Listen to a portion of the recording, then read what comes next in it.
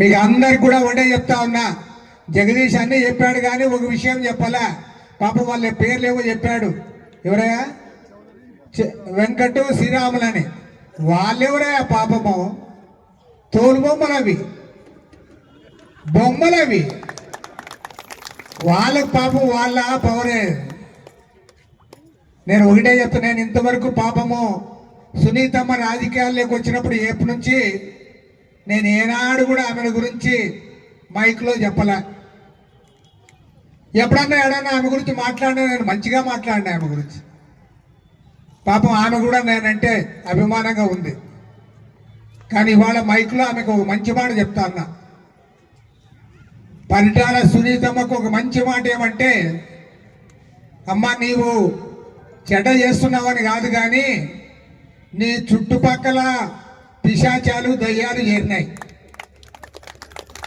ఆ పిశాచాలు దయ్యాలు నిన్ను ఉంచుతాయి.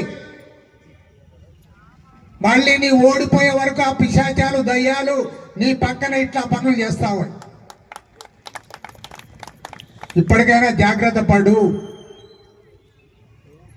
మీరు చెప్తా అన్నారు మాకు సంబంధం లేదని. మీ ఇంట్లో వాడు కూడా నమ్మడంలే, మీ ఇంటి పక్కన వాడు కూడా నమ్మడంలే, ఇక్కడ ఎవరు నమ్మడంలే. ఎవరన్నా నమ్మారా? ఎవరు నమ్మలే. కాబట్టి చెప్తా ఉన్నా, మంచిది కాదు. ఒక సోదరిగా చెప్తా ఉన్నా.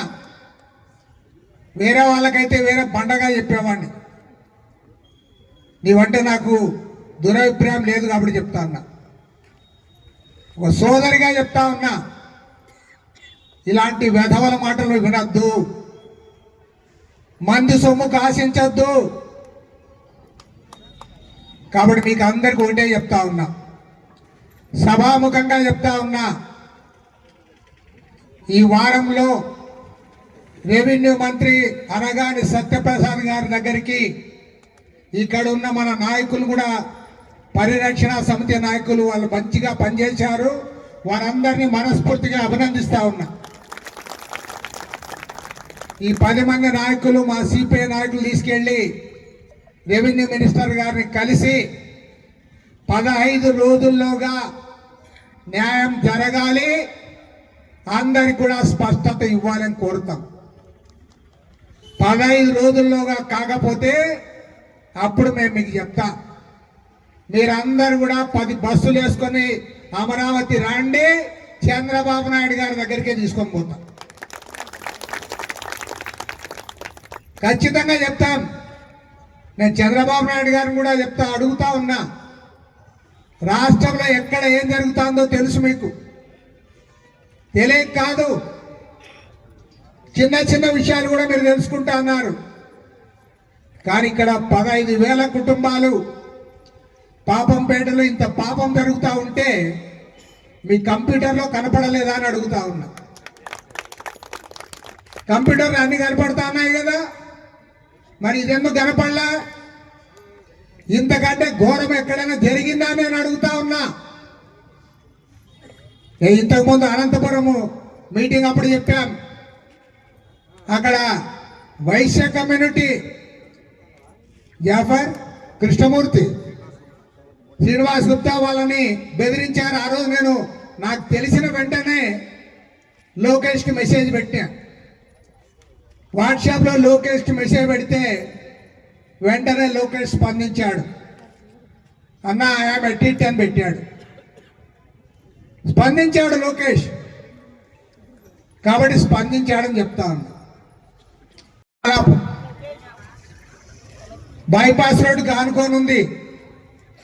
అంటే పెద్ద పెద్ద బిల్డింగ్లు, ఈ బిల్డింగ్లు చూస్తూ ఉంటే ఒక సిటీలో ఉన్నట్లున్నాయి. నేను ఎమ్మెల్యేగా పోటీ చేసినప్పుడు అసలు రోడ్లు కూడా ఉండేవి కాదు. పాపం కొట్టాలు ఉండేవి చాలా వరకు. మా గోపాల్ రెడ్డి వీళ్ళంతా ఉన్నారు. కొట్టాలు చాలా కాలనీలన్నీ, తోట ఉండేది ఇక్కడ, అవతల ఇట్లుండేది. మరి ఇంత పెద్ద బిల్డింగ్లు కట్టుకొని ఇవన్నీ అయిన తర్వాత మీరు ఇవాళ వచ్చి మొత్తం ఊరే మాది, 100 ఎకరాలు మావి, అందరూ మీరు డబ్బులు కట్టాలి, మీరు భయపడాలి. నేను చెప్తా ఉన్నా, ఇవాళ ఇది 1964 డిసెంబర్ 26వ తేదీ నాడే ఆ రోజే గవర్నమెంట్ చెప్పింది. ఇప్పుడు కాదు, అప్పుడు కాదు, 1964లో ఇక్కడ ఉన్న వాళ్ళు చాలా మంది వీళ్ళు పుట్టలే అప్పుడు. ఆ రోజు వాళ్ళు చాలా క్లియర్గా వాళ్ళు చెప్పారు, ఏ గ్రామాల్లో అయితే ఈ శ్రోత్రియం ల్యాండ్స్ ఉన్నాయో వాటన్నిటి కూడా, అందులో మొదటి పేరు పాపంపేట. మన అనంతపురం జిల్లాలో 8 గ్రామాలు చెప్పారు.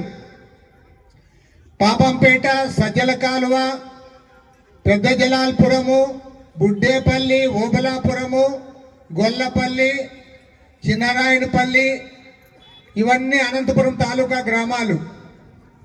ఓబలాపురం తాడిపత్రి తాలూకాలో ఒక గ్రామం. ఈ 8 గ్రామాలకు సంబంధించి ఆనాడే వాళ్ళు ఇచ్చింది గవర్నమెంట్.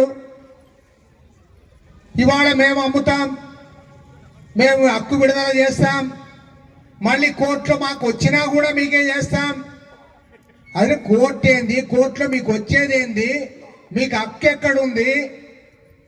1964 మే 14వ తేదీ నాడు చాలా క్లియర్గా ఆనాడే చెప్పారు.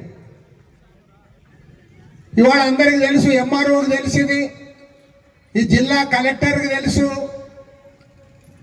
మరి కలెక్టర్ గారిని, ఎంఆర్ఓని కూడా వాళ్ళని కూడా అడుగుతా ఉన్నా, ఇవాళ మీ సర్వేర్, మీ విఆర్ఓ వాళ్ళు తప్పుడు రికార్డు రాసి పంపుతా ఉంటే, దాన్ని హైకోర్టులో పోయి వాళ్ళు పొందుపరుస్తూ ఉంటే మీరేం చేస్తా ఉన్నారు? ఇక్కడ వాళ్ళ ఎంఆర్ఓ కూడా మధ్యాహ్నం ఫోన్ చేశా. ఎంఆర్ఓ గారికి బాగా క్లారిటీ ఉంది. సార్, నేను మా వాళ్ళకి చెప్తా ఉన్నాను, ఒరే బాబు, ఏమైనా జరిగితే మనకు ఉద్యోగాలు పోవడమే కాదు, మనం అందరం జైల్లో ఉండాల్సి వస్తుందని కూడా చెప్పాను సార్ అన్నాడు. మేలే, పాపం క్లారిటీ ఉంది ఆయనకి, కాబట్టే చెప్తా ఉన్నా.